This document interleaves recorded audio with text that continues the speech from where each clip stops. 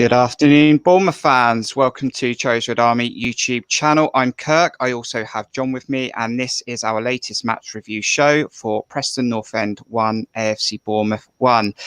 If you're a continued subscriber, thank you for your support. Please hit the like button. If you're new to this channel, please do subscribe. We're very close to 300 and would appreciate your support. How you doing, John? We're going to look at the game, but how you feeling?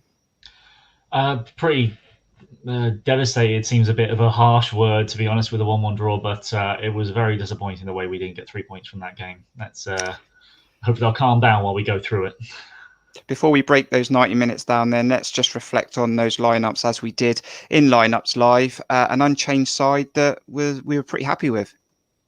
Yeah, I mean, I think sort of paying a bit more attention to it, very much more of a clearer that we were playing a 4-3-3 rather than the 4-2-3-1 I thought we might have been playing over the previous couple of games. But yeah, Lewis Cook and Jefferson Lerner providing the thrust from midfield. Ben Pearson very clearly in the middle as the anchor man. Again, there were times where I really didn't support Solanke enough, but there was more of that today, which was better. But still pleased with the start we did, but obviously not so much with the second half. So as we said in Lineups Live, we wanted to hit the ground running just like we did in midweek. And I thought we probably were the better team in the first 10 minutes, although our short game, our passing game wasn't quite there. Some sloppy passes. Yeah, particularly passes to the overlapping Lloyd Kelly, who a couple of times was, looking like he might be in a good opportunity to cross or whatnot, but just the passes were just too far in front of him and not able to make anything happen. And Adam Smith, takes a poor touch while he's dribbling forward. It just looked sloppy at the start, but we did sort of get ourselves together by about the 10-minute mark. And Lloyd Kelly almost got an early goal in the game in midweek, and he got himself into a position down that left-hand side and got himself in the box, and he would have the first chance in the game. Good save from the keeper down low. Yeah, it was when you see it from the keeper's side, it was a very good save because it was low and it wasn't right in the corner. I'm sure Kelly was disappointed he couldn't quite put it away, but I think the way Kelly's playing, if he keeps being that attacking threat down the left-hand side, and actually when he gets into the box there, he looks like he knows what he's going to do. The thing that was he might actually get a goal very soon. What was annoying me, going months back with Lloyd Kelly on the left, is that he'd saunter forward and then just stand in a spot and not really look like he had a clue what he was doing. Whereas now it looks like he's finding positions to be a threat going forward. And I wouldn't be surprised if he gets a goal from left back at some point soon. We didn't get that goal in the first 20 minutes. There were half chances here and there, but defensively we looked quite comfortable. But Smith would go down in about the 16th or 17th minute. A loose arm from Daniel Johnson. Anything in it? Not for me. No, I mean, I think it was, it was, you could certainly describe that as a flailing arm, but it was an accident for me. I don't see anything in that. And I think the ref was a bit slow to stop play, but I don't even think it's a yellow card personally. After the 20-minute mark, again, we would probably be the better team, dominate possession. And although we have dominated possession in a lot of matches this year, we've arguably been quite slow on the ball. I think we have been a lot better on the ball with that possession. Jeff Lerner would then get a chance in about the 26th, 27th minute, a shot, but not a goal. Yeah, a powerful strike from outside the area. He'd done well to work that space and take a good shot off, but like quite a few of the shots that we took in this match were just not really able to test the keeper very much, unfortunately. A good first half then will be rewarded about 10 minutes before half time with a long ball that would go and have to fight for Solanke with the centre back, and I thought he showed good strength to win the ball. He would then feed a nice free ball between two defenders for Danjuma to do what Danjuma does best when he gets in those positions. Yeah, we're pretty confident that Danjuma was going to put them away when he's in that kind of position. First time strike in the back of the net. And yeah, you're right. Solanke was, I think Solanke was clever there as well, with sort of just ensuring that he didn't necessarily have to fight too hard to make sure that the ball ended up back at his feet when he was going up against the defender, who was maybe in not quite the position he would have wanted with the bounce of the ball. But it was put through very nicely for a good goal. I was very happy as we went in at half time. I thought we were okay on the ball. Passing could have been a bit better at times. I thought Ben Pearson does the ugly part of the game and he makes it look beautiful. and I think he was playing very well. And Carter Vickers and Cook were very, very solid. They didn't really have many chances. I think they had one chance that Begovic tried to leave it and it went wide, and the Preston striker tried to score from a tight angle. But we were pretty comfortable, and defensively we were pretty sound. Yeah, I felt in the first half we completely shut Preston down. The only worry that I was ever going to have with the way that we were dominating the game in terms of possession was, are we going to play a poor pass, let them in on the counter? And it did happen in the first half. Jefferson Lerma on the halfway line on the 40th minute tries to play a ball across the pitch. It gets intercepted, and we were very, very close to conceding. We were quite fortunate that Brown, arriving at the far post, wasn't able to get a good shot away. And that was basically the only chance they had the entire half. We had shut them down so well. And getting a goal right near the end just looked as though it would give us the impetus to push on in the second half. At halftime, then you'd hope to think it would get stuck in there. 1-0 up, didn't get the second goal, but if we get out of the blocks in the second half and get the second goal, he'd be able to manage the game. Early on within that second half, we were dominant again with the ball, trying to get that second goal. I think Solanke would win the ball and try and feed Danjuma again. Another chance for Danjuma, but again, we just couldn't get that breathing space we needed.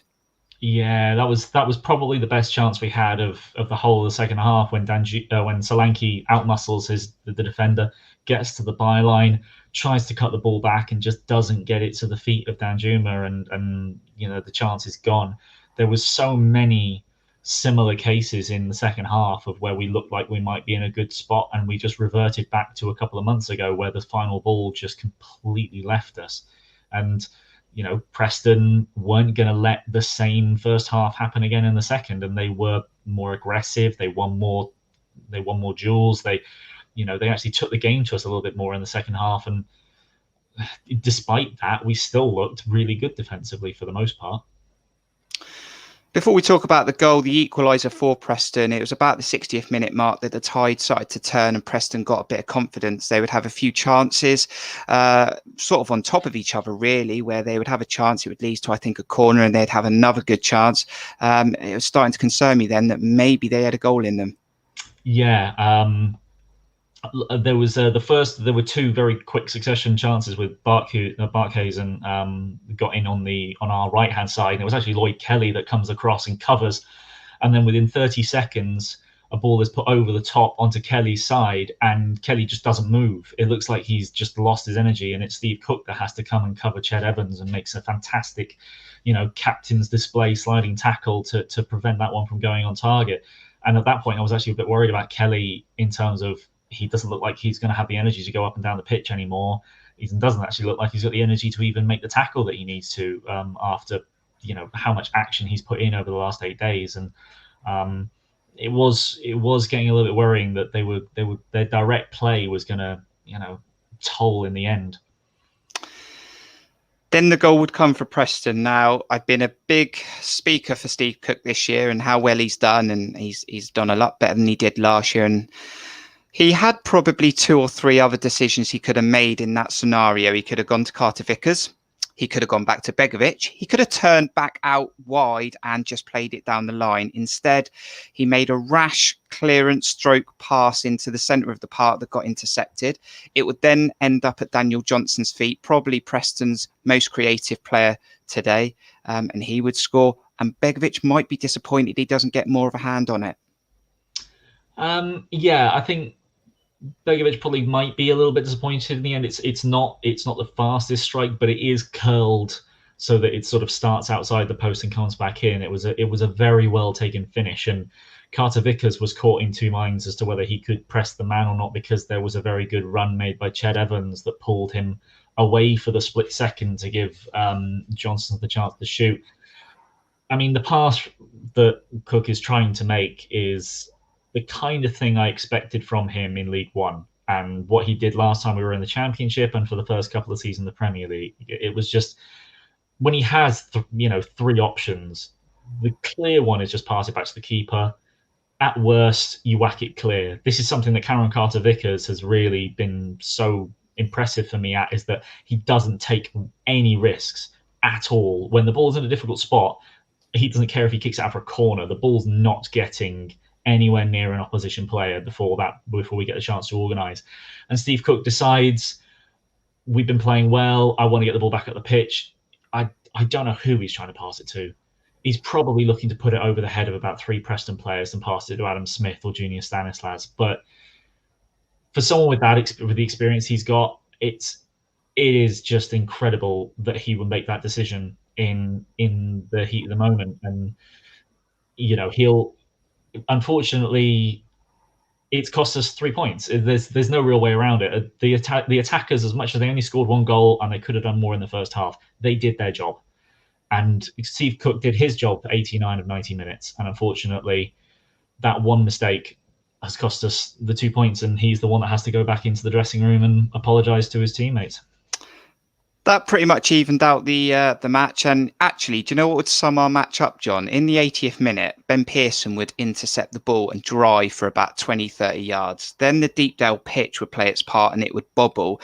And then he would not play a free ball to Shane Long because he got himself offside waiting for that ball to come.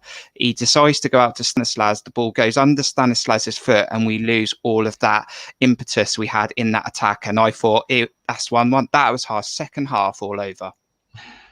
Yeah, I mean, the pitch played a part in a Lewis Cook chance earlier in the match where it just completely bobbled from nowhere just as he was trying to shoot. He did get the shot of it in the end, but I personally wasn't focusing too much on whether the ball bobbled in that situation. I was looking at Solanke's run, I was looking at Long's run. I was just thinking, when are you playing this pass, Pearson? Come on, the chance is there, and then it's gone because he's taken too long. And maybe it did bobble a bit. It wouldn't be surprised if the ball bobbled a bit there. But we've seen enough times that he's got enough quality to play a slide rule pass through. It was a very frustrating look that one of the only counterattacks we had in the game, the only chance really we had on the counter, just died before it even really got started. And that summed up our just poor display in the second half, and particularly for Junior Stanislas as well, who had a day to forget. The amount of opportunities he had to play the right pass in, or even his deliveries, were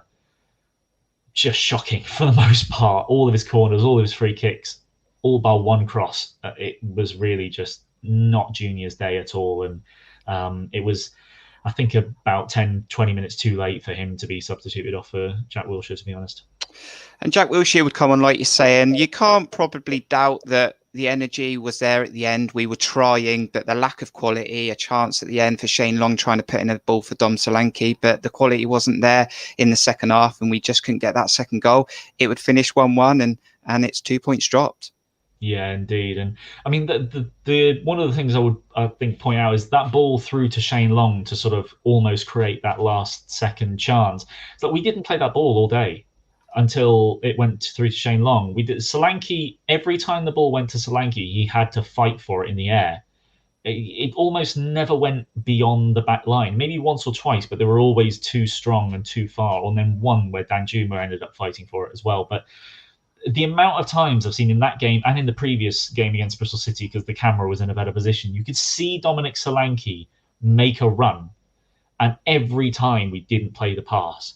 And it's frustrating that that's such a really good avenue of attack to play the ball into the channel over the top of the defenders, and we've just forgotten that we can even make that pass. And then Shane Long, if he'd been able to put that on Solanke's head, that would have been maybe not deserved on our second half performance, but on our general play from the first half, and just on the balance of the match, we should have edged that game, and I think we did in terms of chances made. But in the end, the only stat that matters is that it was a 1-1 draw, and 2 points dropped, as you said.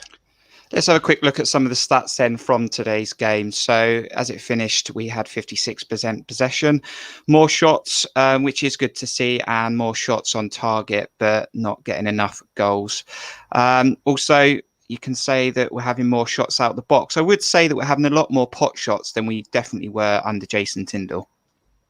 Yeah, I think at the start of the season, we were having quite a few shots from outside the box, which was pleasant to see, given how infrequently we took shots from less than advantageous positions in our last Premier League season.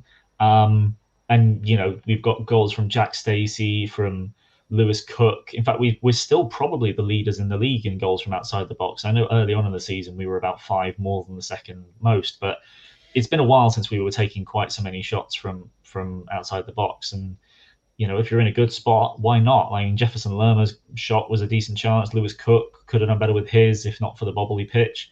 I don't mind that. What I'm more pleased to see is just the fact that we are actually making chances. But one big chance overall in the game is less than we really should have made happen based on particularly the first half performance. We did a championship review show not long ago and we talked about crosses and accurate crosses. I'm looking at that stat right there, 1 in 14, 7%. I've got to change that. That's just not good enough. I mean, that the amount of crosses is probably double what we would normally expect under Jason Tyndall, but there's 2 reasons for that stat to be so low. One, because the quality of the crosses was so poor, mostly from Junior Stanislas, and secondly, because we're not getting enough people in the box quite often. There was one cross, I think, where it was Dan Juma was just about arriving into the box when the ball was even put in. So it's just, that really needs to be improved, and there's work needs to be done on that, and sharpish. Let's see who our man of the match is for this game, voted by you, the Cherries Red Army followers and AFC Bournemouth fans. Goes to him again, John. Carter Vickers, 36.8%. Today's man of the match again. Yeah, I did that as well. I voted for Carter Vickers in there. There was a particular tackle in the 32nd minute, which was one of Preston's few chances where they got in behind us, and a wonderful slide tackle in to prevent Bark Kazem from getting in on a goal on the 6-yard line there. And just as I mentioned when you compare it to Steve Cook, like that pass that Steve Cook messes up, like if Carter Vickers is in that spot, you are guaranteed to find that ball either at Begovic's feet or in the stands. That's it. That's all he's doing in that spot, because he knows that is not a risk you can take. And that's what he's done since he started playing for us. Every pass is simple. He's never going to pull a Chris Mepham. And it's just great to see how strong he is in his duels. He keeps things simple. And even when he's in a slightly tight spot, he picks out a pass anyway. So it's just a model centre-back that for what you need when your other centre-back likes to try and play it out from the back a bit more. We're going to take a look at the rest of the results in the Championship, see how that's affected the league table.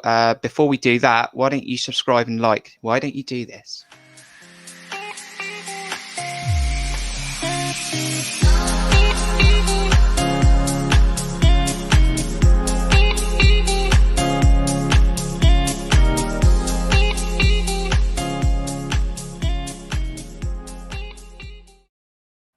Okay, so the results in the Championship today are Watford 1, Nottingham Forest 0, Barnsley 1, Birmingham 0, Bristol City 0, QPR 2. Wheels are coming off for Nigel Pearson. Coventry City 1, Derby 0, Millwall 0, Blackburn 2, Norwich 3, Luton 0, Preston 1, Bournemouth 1, Reading 3, Sheffield Wednesday 0, Stoke 2, Wickham 0, Swansea 2, Middlesbrough 1. No favours in there for us. No, not at all. Barnsley grabbing Birmingham City and Sheffield Wednesday couldn't do anything for us, unfortunately. And it's funny to see actually the Swansea Middlesbrough one. Middlesbrough, I think, was a 95th minute equaliser for Middlesbrough. I expected that to end 1-1, and turns out that's the only one that really kind of went our way, because Middlesbrough looked like they might fight for a place, but that's them out of the picture pretty much now, I would say. But yeah, Reading and Barnsley picking up wins is not good for us, particularly Barnsley. We needed to win this game to make sure that when we play them in a week's time, it was in our hands getting back into the playoff places. And now we're 4 points, we're 1 point behind, and they've got a game in hand against Derby midweek, which we will expect them to win. I mean, Derby could well do us a favour, but we'll see. The Barnsley are a little bit on fire at the moment, so I doubt that's going to happen. That's right. And what does Jonathan Woodgate do this week then? As you say, Barnsley have got a game in hand against Derby on Wednesday, I think. So even if we beat Barnsley, they're still going to be a point ahead of us. I mean, how does he focus on training? Does he? This is probably his first week where he can maybe set his stall out in what he wants to try and achieve, or is it too late to start tinkering with stuff like that? I don't think there's not too much that he needs to do. I think you can he can have a chat with players like Cook and Kelly and Pearce. Well, maybe not Pearson so much, but some of the defenders or defensive midfielders, just to talk about like risk taking and making sure that he tries to drill it out of Steve Cook to try and make passes he doesn't need to make, because that's something he's talked about before in terms of not taking risks at the back. And that was when Mepham made his mistake last time he was on the pitch. I think hopefully he'll put a little bit more into place in terms of attacking play, because he really hasn't had more than 1 or 2 training sessions in between games to really sort of set too much of a stall out in terms of, the kind of patterns of play that he'd like to have the players make. But his impact has very definitely been positive since he's come in. And, he hasn't really had too much time to make huge changes. I don't think he will, but anything he can do when he actually has more than a couple of days to implement something we'll hopefully see something out on the pitch against Barnsley.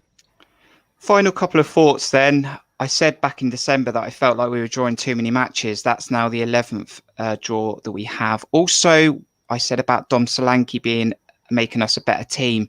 He's got those 10 goals that he got before he got injured. I think he needs to start sticking some goals away. Obviously, he needs to service, but we do need to start seeing him hit the back of the net again if we've got a chance. Yeah, I mean, there's no real way around that. If you're going to be the central striker, you need to be scoring goals. And it is a matter of making sure he gets the service, which he just hasn't been. He's been more the provider in the last couple of games. And as I mentioned in the lineup show, you need to get people around him to win the second balls. And we did that at times today, but for long periods, we just hoped that we whacked it up to him, hoped that he would control it on chest and move on. And he did that much better today than he did against Bristol. I think maybe the experience of the centre-back that he was up against, he was able to sort of work that better today, but it's not going to happen all the time. And, it may be the case, as has been other people have mentioned, that we shift to maybe a 4-4-2 to get that support to him. I feel as though, something might need to change a little bit in the formation or the layout in order to get us, more potent up front. I mean, we haven't hit above 2xG for I don't know how many months. We've had good halves, but we're still yet to see a good 90 minutes at all, really, from this team for most of the season. And we'll see what Woodgate can do to make sure that we actually provide that going forward.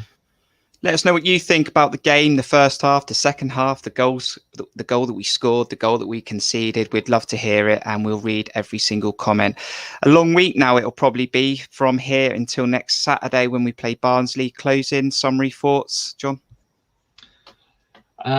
Disappointment now, and that will be the case for a good few days. I mean, I put on Twitter, we don't have the opportunity to put this right in a couple of days. We've got to stew on this now. And, it would have been fantastic to take a win into our next game against Barnsley. Would have been 3 on the trot, and confidence would have been high. But now it's a case where we need to bounce back, and we need to bounce back strong. It doesn't matter what the Barnsley result is against Derby County. We have to win the next game if we want to get into the playoffs. If we don't, that position may run away from us very quickly. Make sure you give this video a thumbs up. Also subscribe, hit that subscribe button. Also hit the bell icon. That'll let you know when new videos are out. We will have a match preview ahead of Barnsley on Friday, and just keep checking the channel just in case any impromptu videos come out. Thanks for joining me, John. No problem. Thank you to you, the Cherries Red Army followers, for watching this video. Until the next one, we'll see you soon. Up the Cherries.